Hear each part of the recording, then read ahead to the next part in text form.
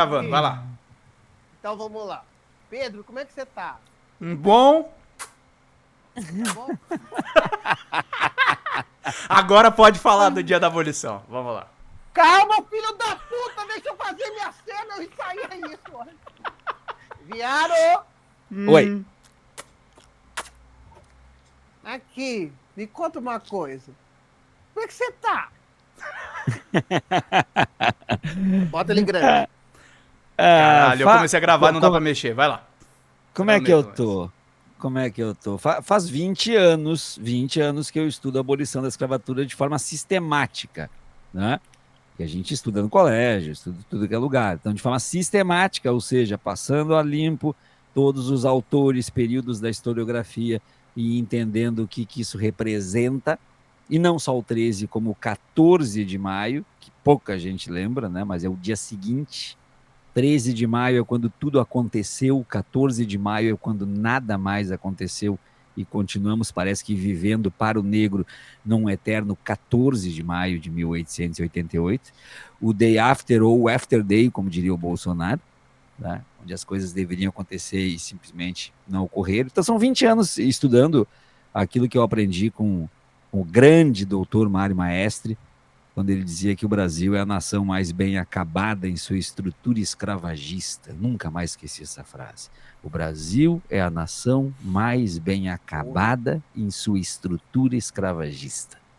Por quê? Porque essa estrutura está na arquitetura, ela está no ar, ela está na urbanização, ela está na educação, ela está no mundo do trabalho, ela está em uma estrutura escravagista. O Brasil esquece essa data. E é por isso que eu não me sinto bem neste dia há pelo menos 20 anos. O Brasil faz de conta que esquece. Faz só 137 anos. Eu não sei para vocês, mas para um historiador isso foi ontem. São 137 anos de uma abolição. Ou seja, há 137 anos, este país ainda explorava de forma oficial, como política de Estado, a mão de obra escravizada. Isso não é pouca coisa. O inolvidável samba enredo da Estação Primeira de Mangueira de 1988, quando o tema era único centenário da abolição, dizia: pergunte ao Criador quem pintou essa aquarela, livre do açoite na senzala, preso na miséria da favela. Essa modificação em que o negro sai do status de escravizado para ser promovido ao status de marginalizado. Um país que esquece ou que faz de conta que nada aconteceu, que reproduz na estrutura do seu esporte mais popular, o futebol, a mesma estrutura escravizada. Ali o negro é posto para fazer o que sabe e há uma instituição que é dona dele. Ele pertence ao clube. Mais uma vez, ele é explorado no que sabe para que o clube ganhe dinheiro e ele é dono. E aí o desavisado vai dizer, mas esses negros do futebol ganham milhões. Não, 0,01% dos jogadores ganham milhões. O futebol é o esporte que menos paga salário no mundo. E o futebol é o salário que mais explora negros no mundo. Não é 20 clubes da primeira divisão brasileira, europeia, etc, etc. São 5 mil clubes de futebol no Brasil, de séries D, E e F, de pessoas negras que são propriedades daquele clube, que ganham menos de um salário mínimo e que o mês para eles não tem 30, tem 40, tem 50, tem 60 dias até receber o salário. Por que eu trago o futebol? Porque é o pão e o circo de hoje, onde o negro ali está para correr atrás de uma bola e para poder se valorizar e dar lucros para essa instituição. E eu poderia trazer tantos outros exemplos, tantas outras coisas. Não vou, eu quero apenas hoje, no 13 de maio de 2025, às 21 horas e 16 minutos, 137 anos depois do fim da escravidão, dizer alguns clichês. O primeiro deles, escravidão nunca mais. O segundo deles, Não esqueçamos, um território invadido há pouco mais de 500 anos explorou por mais de 350 anos a mão de obra do negro escravizado. Este país sangra. O café que nós tomamos tem o sangue da mão escrava. O açúcar que nós usamos tem o sangue da mão escrava. Não esqueçamos disso e que esse 13 de maio seja reflexivo para todos os outros também. É isso, minha gente. Obrigado. O café tem sangue de preto escravizado, né, Viário? É por isso que você gosta tanto de samba, de carnaval? Eu gosto de carnaval porque eu cresci na periferia em meio a pessoas pretas, sendo filho de um pai racista que não gostava dos meus amigos pretos. Então, a minha história me aproximou do samba, a minha história me aproximou do pagode, me aproximou de tudo isso. O racismo do seu pai te aproximou da periferia? O racismo do meu pai me aproximou da periferia e dos estudos em relação à escravidão, porque quando não tinha comida no prato lá de casa, era uma família preta que me dava comida. E eu tinha que comer na casa dessa família preta escondido, porque meu pai preferiria que eu passasse fome do que ganhasse comida de preto. Caraca. Então, é uma série de questões. Agora, o mais importante de tudo não sou eu. A história é sobre a negritude. Isso. Porque se tem algo que a sociologia nos explica muito bem, negritude não é antônimo de branquitude. Porque negritude é identidade, branquitude é espaço de poder. Isso não pode ser esquecido. Não são antônimos, não são opostos, não são paralelos. A branquitude não precisa se reafirmar todo dia, porque a branquitude é o que dá o poder ao branco. A negritude é a necessidade de coletividade em torno de um aspecto de identidade, não identitarismo, não identitário, identidade na construção da identidade propriamente dita. É saber, eu não falo a mesma língua que tu, eu não tenho a mesma religião do que tu, eu não tenho a mesma cultura que tu é originário da Nigéria, eu sou originário do Mali, mas as cores de nossas peles são similares e por serem escurecidas, ambos com culturas distintas, com povos distintos, fomos escravizados, apenas e tão somente porque a cor da nossa pele é parecida. E a partir do momento que ela é semelhante, neste território e em todos os outros, nós passamos a ser vistos como iguais. Tu é Jeje, eu sou Nagô, ele é Jexá, eu sou Oió, tu é Cabinda. 4 das grandes nações africanas que vieram nos tumbeiros. Tumbeiros que eram os apelidos dados ao navio negreiro. Veja só que coisa! Tumbeiro, porque parecia uma tumba, porque na travessia do Atlântico pelo menos 10% morria. O navio negreiro chamado de tumba. O Oceano Atlântico chamado de rio. Vocês querem coisa pior do que isso? O Oceano Atlântico era chamado de rio.